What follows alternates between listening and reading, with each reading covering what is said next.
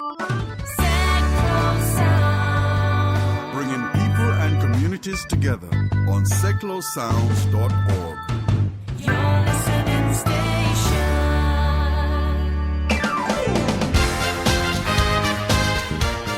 Hi, I'm Terry Sullivan and welcome to this week's Sticks radio show here on Seclo Sounds. I hope you enjoyed the show last week with Lee Hurst, but like double-decker buses, comedians come along, get one and you get loads of them. So today on the show I have two lovely comedians. Later on in the show I'll be talking to Shazia-Mirza, and I'm sure that name's going to give me trouble later on.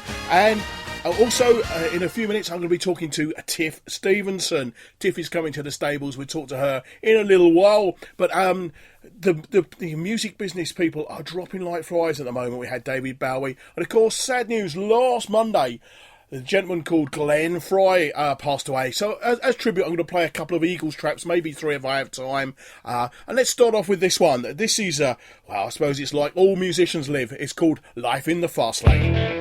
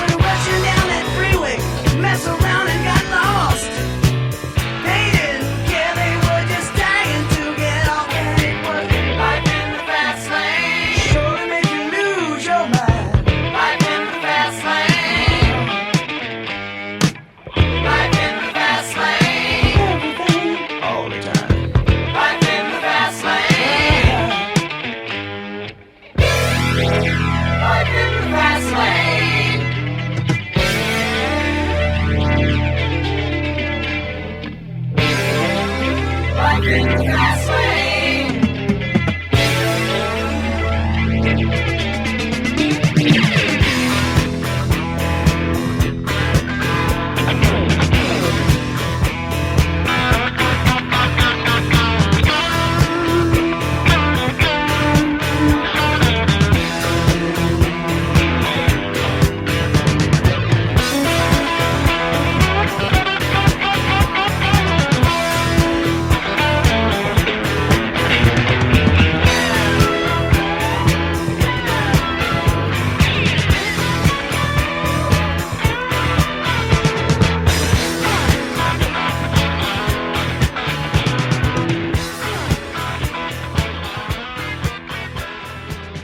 This is Seclo Sounds, and you can listen to us by clicking Listen Live on our homepage at seclosounds.org for a choice of players.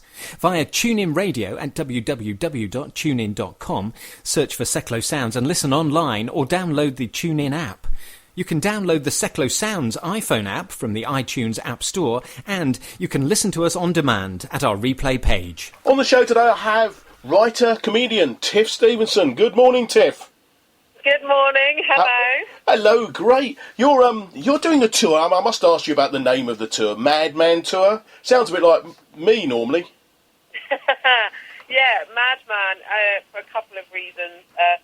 One was there's a very strong thread about advertising in the show. Yeah. And the idea behind the show is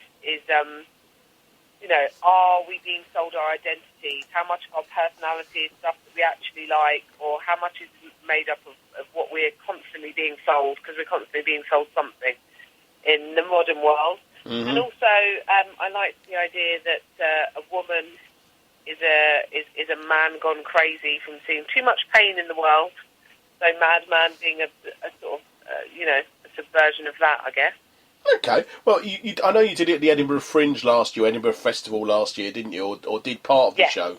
So yes. I'll run through the date as we finish the show, the interview. How did you get started in the comedy business? I was acting and I was doing funny roles, and I ended up thinking I could probably ever go at stand-up because I was working with some women with a street theatre company, which was crazy, but like great training. But it basically meant that we would go out in crazy costumes and not harass the public because we were always paid to be there, but go and sort of play and be funny on the street, hence the name street theatre. And a couple of the girls for the company were doing stand-up, so I thought I would give it a go, and it just spiraled from there, really. Because you were in the office, weren't you?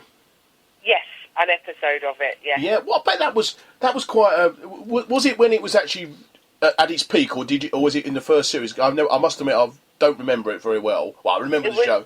It was in the first series. Because it became... Before it became this huge phenomenon. I was going to say... I always knew that it would be something amazing. Actually, I always thought it would be a cult hit, really. I remember reading the script, and it was so funny, and sort of saying this so nails what it's like to work in a suburban sort of...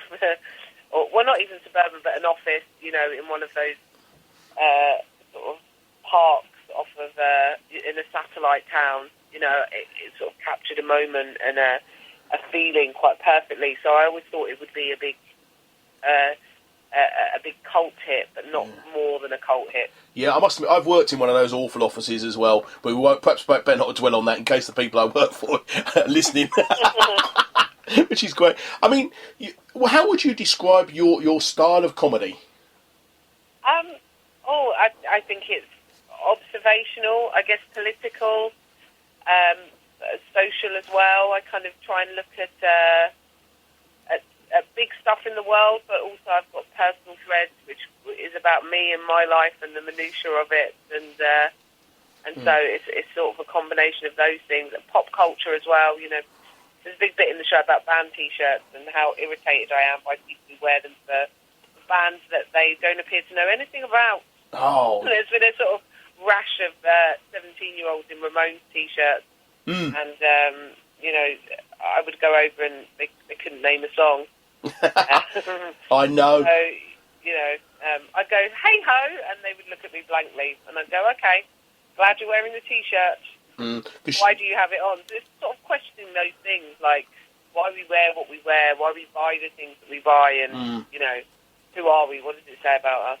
Yeah, because it must be quite a challenge for a female comic. I know, because even now, the comedy world is predominantly, sort of done by men. Right. And... yeah, I mean, I think there's loads of women comics. There are some great now. women comics. I've seen some great ones, so I know there is. Yeah, I think it's less of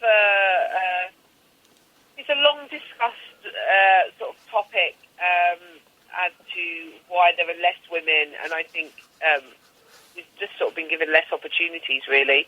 And so it's a numbers game. When you start out together, I think when we start out as open spots, it's sort of 50-50, half women, half men. Oh, yeah. And then gradually men get given the paid work and the TV spots and the opportunities. And then women stop doing stand-up. And that's when you don't see as many of them because it becomes financially less viable. But I think that's changing. I think it's changing. Slowly.